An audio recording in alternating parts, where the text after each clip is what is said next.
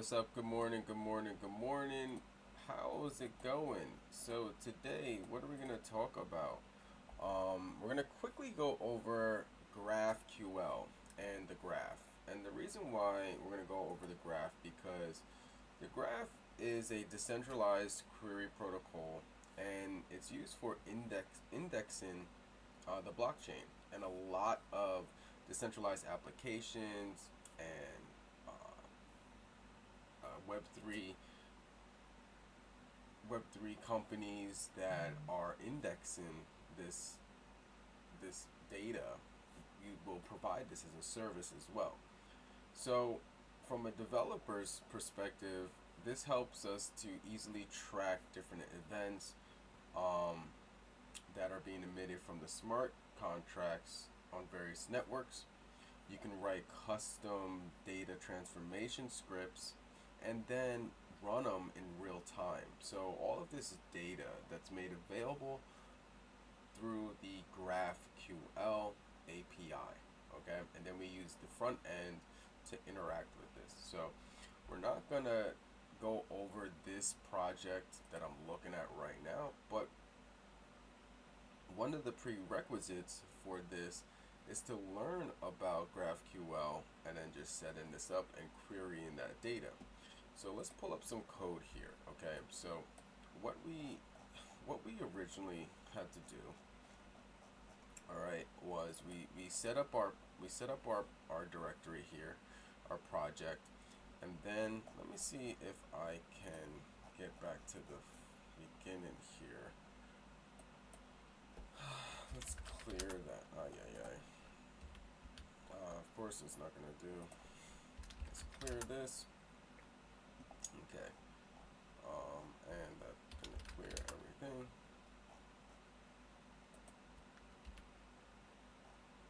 No, you're just not gonna clear everything for me. That's how you're gonna do. That's how you're gonna do it. All right. We'll just boom.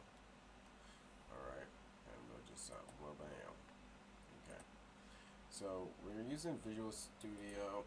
Alright, so we're going to open this terminal here, okay? Alright, so now that we're in the project, so what you would do is to get this started, right? You would go npmi, alright? And also install, alright, to install all of the dependencies, alright? So in the package.json, alright, here is the list of the dependencies that we installed previously. Express dash GraphQL and GraphQL. Okay. This is our script that we're gonna run. Okay, using nodemon server.js. And then this is going to pull from the server.js file right here. Okay. And this is our dev dependency, the node mod. All right. Now our server.js is the array of information that we're going to query. Okay, so we have the list of authors here. Okay, identified by 1, 2, 3 for the ID. Okay, these are also known as key pairs. Okay. With the name and the string, okay, and then we have the book. All right, so we have author array, we have the book array. All right, about 8 books. Okay, you can see the books here that we have, and then this is the book type and the and it. I don't really want to get into all of that because then it's a whole class on coding. I just want to show you how this works. Okay, so all right, so once we have the arrays set up, okay, then we have our object type set up. Okay, so we have our book type, our author type here. Okay, the root query. All right, and then we have the root mutation type. Okay, and then our schema to actually have all of this work, and you'll see where the query and the mutation comes up in the doc explorer there. Okay, and then now the app use is gonna actually use all of this. And then we're saying, hey, can you run this app and put it on port 5000? And in the console, I want you to let me know if it's working by displaying server running. Okay, so let's go ahead and just run our npm run dev start. Okay, and let's see if this works. All right, so here we go. Okay, so it's pulling up the project here. Okay, you see we got the nodemon server JS. All right, and now it looks like it is starting. Okay, and server running. So that means we are good to go. So let's actually see what it looks like in the browser. So let's go ahead and type in our local. Sorry, you can't see this. It's out of the screen. Okay, but I'm typing localhost 5000, GraphQL here, and then enter, and then boom, here we go. So this is the front end per se. These are root types displayed here.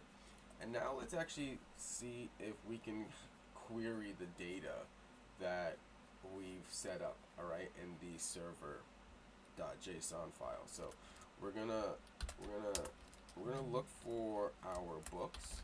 Okay, so we want our books, and then also we want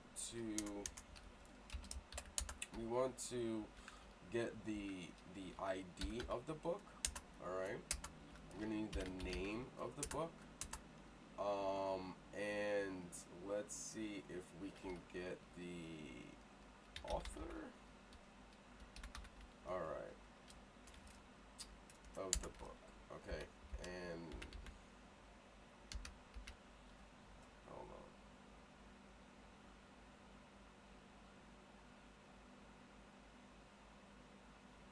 Wait, that's supposed to. Alright, I made an author, right? Authors. Okay. Authors.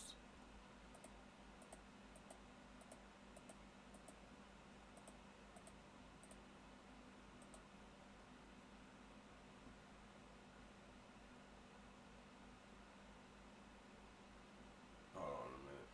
I totally did this wrong. Whoops. Sorry. Wait.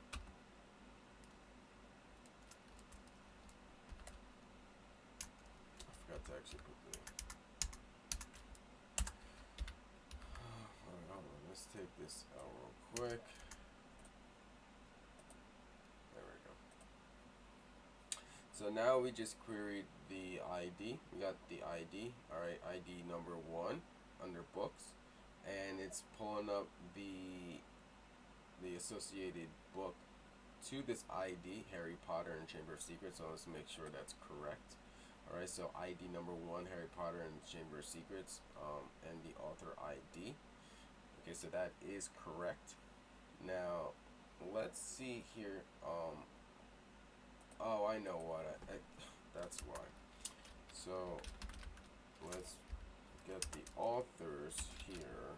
Okay, and then get the ID and the name for the author too. All right. So when we do it like that, here we go. Okay, so now, all right. So now we also pulled up the author's information. Okay. And yeah, so this is essentially real quickly of how you can use graph and indexing and data. All right, and then querying that data in the database. Now you can take this information. Now instead of that information being in an array that we created under server.js, imagine actually querying the blockchain, okay, and then doing something similar, but gathering the transactions or the addresses or any other information for on-chain analytics. All right, my name is Simon. I'm the host here of Cryptechology. We teach Web3 development, crypto mining, and I'm the founder of PSB Advanced Technology. We are a blockchain Web3 mining and educational company. I hope you guys enjoy the content on this channel. We're going to make it a little bit more fun, a little bit more interactive. Definitely shorter videos in the future. No more cursing, so it can become more family friendly. Because I know that my views are quite low, and it's definitely because you know, not being able to have that family friendly aspect of it probably doesn't help at all. So, all right, guys, hit that like and subscribe if you learned something. If not, I'd really appreciate it if you hit it anyway. I'm trying to get my channel to over 1,000 subscribers. This information can be useful to somebody, and if it was useful to you, leave a comment below, let me know. And if you're interested in learning more about Web3 development, or crypto mining, you can reach out to me either on LinkedIn, Twitter, or just leave a comment below and say, hey, what's up, Simon? Let's have a chat. All right, y'all. I'll catch you on the next one.